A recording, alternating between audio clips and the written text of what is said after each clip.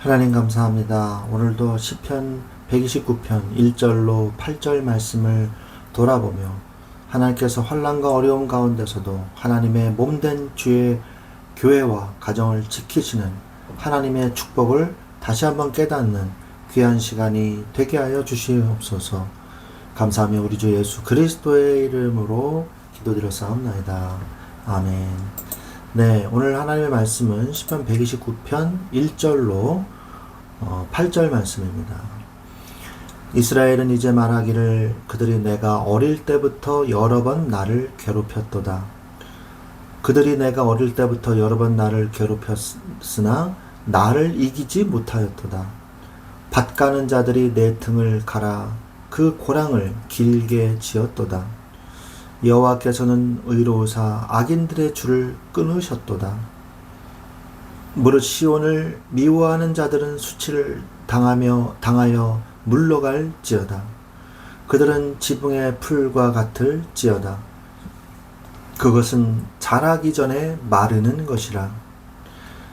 이런 것은 베는 자의 손과 묶는 자의 품에 차지 아니하나니 지나가는 자들도 여호와의 복이 너희에게 있을지어다 하거나 우리가 여호와의 이름으로 너희에게 축복한다 하지 아니하느니라. 아멘. 네, 오늘 하나님의 말씀 129편 말씀입니다. 129편은 성전에 올라가는 순례자의 노래 15편 중에서 10번째 시이고요. 총 8개의 절로 이루어져 있습니다. 앞선 127편과 128편이 가정과 일상의 따뜻한 축복을 노래했다면 129편은 다시 분위기가 바뀌어서요. 수많은 고난 앞에서도 교회를 지키시고 대적들을 꺾으신 하나님의 공의로운 구원을 말씀하고 있습니다. 노래하고 있죠.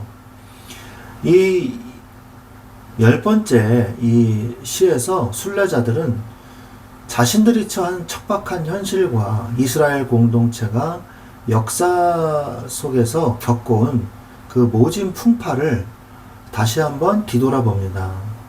이스라엘은 끊임없는 외세의 침략과 괴롭힘을 당해왔죠.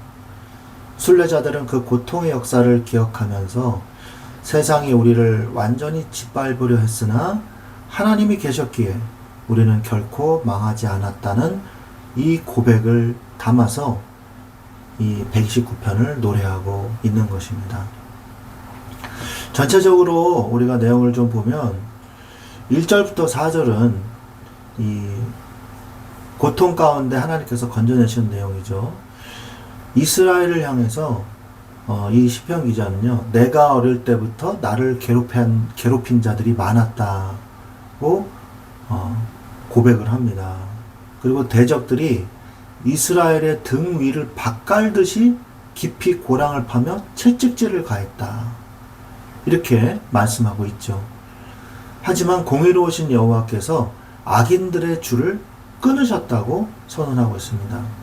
그러니까 노예처럼 부리는데 이 노예로서 잡고 있었던 이 노예의 쇠사슬을 끊어버렸다는 거죠.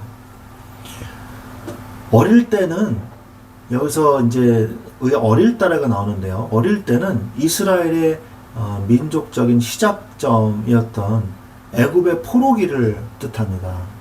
이 등 뒤에 깊은 고랑이 파였다는 것은요. 살점이 찢겨나가는 노예의 채찍질과 혹독한 박해를 생생하게 비유한 것입니다. 그러나 하나님은 그 구속의 줄을 완전히 잘라내셔서 마침내 자유를 주셨습니다. 5절부터 8절을 우리가 좀 보면 시온을 미워하는 자들, 그러니까 교회와 하나님의 나라죠. 시온을 미워하는 자들은 다 수치를 당하여 물러갈 것이라고 오늘 선포하고 있습니다. 그들은 마치 흙이 얕은 그 지붕 위의 풀 같아서 자라기도 전에 바싹 말라 버릴 것이라고 예언하고 있죠. 지붕 위의 풀은 제대로 자랄 수가 없거든요. 그런 풀을 베는 자의 손이나 묶는 자의 품에 채울 가치도 없다 이거예요. 지나가는 행인들조차도 축복한다는 인사 한마디 건네지 않는 비참한 결말을 맞이하게 된다고 성경은 말씀하고 계세요. 여기서 주는 교훈이 하나님의 백성을 대적하는 악인들의 이 번성은요, 겉보기에는 화려해 보이지만 곧 뿌리가 없어서 순식간에 시들어버리는 지붕 위의 잡초 같은 아무런 열매조차도 없는 축복도 없는 허무한 종말을 맞이하게 된다는 공의의 법칙을 오늘 성경은 우리에게 교훈하고 계시는 것입니다. 시편 129편은 이스라엘이 겪은 모진 박해의 역사를 돌아보면서 악인의 사슬을 끊고 교회를 보존하시는 하나님의 신실하심을 또 찬양하고, 그리고 대적들의 허무한 패배를 경고하고 있는 영적인 승리의 노래라고 볼 수 있겠습니다. 우리가 한 절 한 절 그 은혜를 좀 맛보면요. 자, 나를 압제하는 자가 너무 힘들었다. 내가 너무 힘들게 압제를 받았다. 나의 어렸던 시절에. 이렇게 얘기하고 있어요. 이스라엘이 말하기를. 이스라엘 민족의 상태를 얘기하는 거죠. 근데 그들이 나를 나의 젊었던 시절부터 계속해서 압제를 했지만 그들이 결국 나에게서 승리를 얻어내지는 못했다라고 말씀하고 있죠. 우리가 어려움을 당할 수는 있습니다. 하나님의 자녀가 어려움이 안 오지는 않죠. 어려움이 오는 것도 당연한 일이죠. 그러나 사단의 세력, 죄의 세력이 우리에게로부터 승리를 얻어내지는 절대 못합니다. 여러분, 그 사실을 꼭 기억하십시오. 예수 그리스도의 십자가와 보혈을 사단과 죄의 세력이 이미 이기지 못하고요. 이미 예수님께서 승리하셨어요. 그 승리를 우리에게 주셨습니다. 자, 3절에 밭가는 자들이 나의 등을 갈고 그리고 고랑을 길게 팠다. 그러니까 등에 밭고랑이 생긴 거예요. 고랑과 이랑이. 그만큼 얼마나 고통이 심합니까? 이것은 마치 채찍질한 등짝같이 우리가 볼 수 있겠죠. 자, 4절에 하지만 주님은 의로우셔서 그가 나를 악한 자들의 줄로부터 끊어버려서 우리를 자유하게 하셨다. 예수 그리스도께서 이 땅에 오셔서 마귀의 자녀로, 마귀의 노예로 잡혀있던 우리들을 예수 그리스도의 십자가의 보혈과 부활의 능력으로 그 마귀의 죄의 세력에 갖고 있던 줄을 끊어버리시고 우리를 죄와 사망의 법에서 해방시켜 주신 것입니다. 자, 그러면서 5절에 시온을 미워하는 자들이 이제 이 상황이 역전돼서 부끄러움을 당하게 될 것이다. 우리를 괴롭히고 우리를 하나님의 자녀들을 박해하는 모든 자들은요, 부끄러움을 당하게 될 것입니다. 여러분들이 직접 나서서 하지 않아도 하나님은 하나님의 자녀를 지켜내십니다. 그들은 부끄러움을 당하게 될 것이에요.